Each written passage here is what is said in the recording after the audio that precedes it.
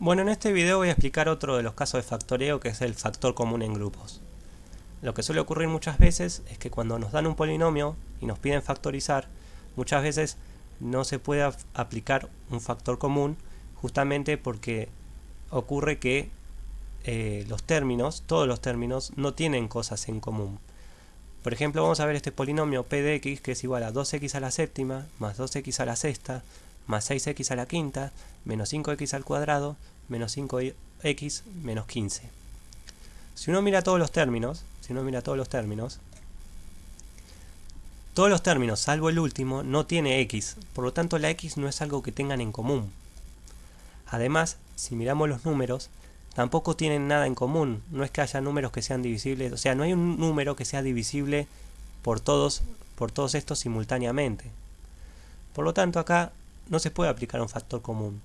Pero a veces lo que se puede hacer es aplicar un factor común en grupo. Es decir, uno tiene que observar y mirar y ver, bueno, cuáles son los términos, o sea, entre qué términos puedo sacar factor común.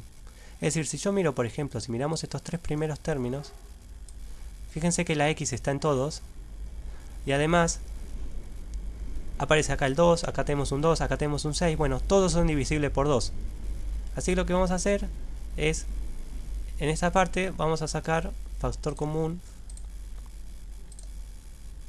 Vamos a sacar factor común 2, porque fíjense que tanto el 2 como el 6 son divisibles por 2.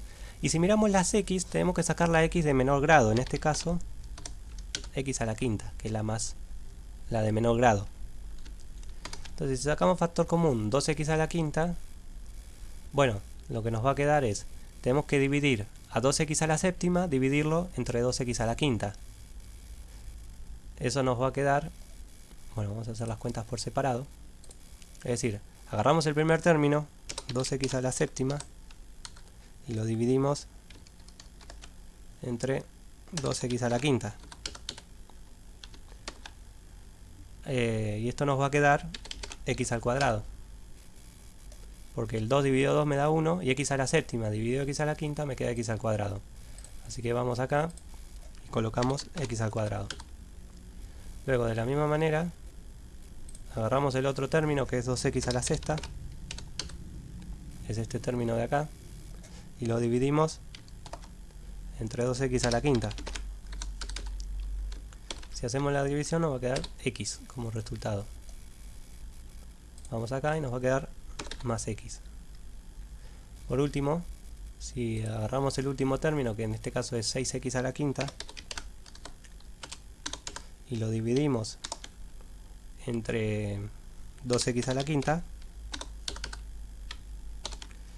nos va a quedar que 6 dividido 2 me da 3, divido los números, 6 dividido 2 me da 3, y bueno, x a la quinta dividido x a la quinta, bueno, por propiedad de potencia de igual base, como tenemos una división, los exponentes se restan, o sea, me va a quedar x elevado a, y ahora tengo que hacer 5 menos 5, 0. Entonces esto me queda 3 por x a la 0. Bueno, pero todo número elevado a la 0 es siempre 1, entonces x a la 0 me da 1, y 3 por 1 me da 3. Por lo tanto, este resultado es el que ponemos acá, que me va a quedar más 3. Bueno, pero yo lo que hice acá fue sacar un factor común entre estos tres términos. Ahora, si miramos los otros tres,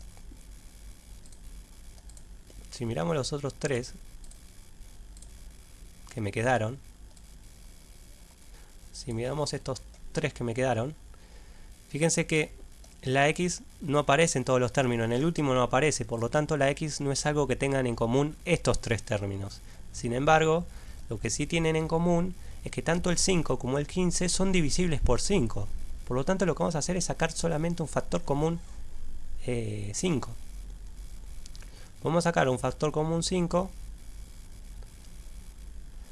o fíjense que acá tenemos un menos, los tres términos tienen menos, entonces vamos a sacar mejor un factor común menos 5, porque el menos 5 está, todos estos números son divisibles por menos 5, así que lo que vamos a hacer es sacar un factor común menos 5. Entonces, siguiendo acá con esta expresión que nos había quedado, nos va a quedar menos 5 por, y ahora sacamos factor común menos 5 entre estos tres. Y lo que me va a quedar es, si efectuamos las divisiones como hicimos acá antes, me va a quedar Menos 5x al cuadrado dividido menos 5 me va a quedar x al cuadrado. Ahora, menos 5x, que es este término, dividido menos 5, me va a quedar x. Y ahora, menos 15 dividido entre menos 5, me va a quedar 3 positivo. Entonces fíjense que ahora me quedó este polinomio, es decir, lo que hicimos fue factorizar en grupos. Pero si seguimos observando en esta expresión, fíjense lo siguiente. Tenemos 2x a la quinta por todo este polinomio, menos 5 por todo este polinomio. Pero resulta que este polinomio que me quedó acá, que es un polinomio de grado 2, también está en este término.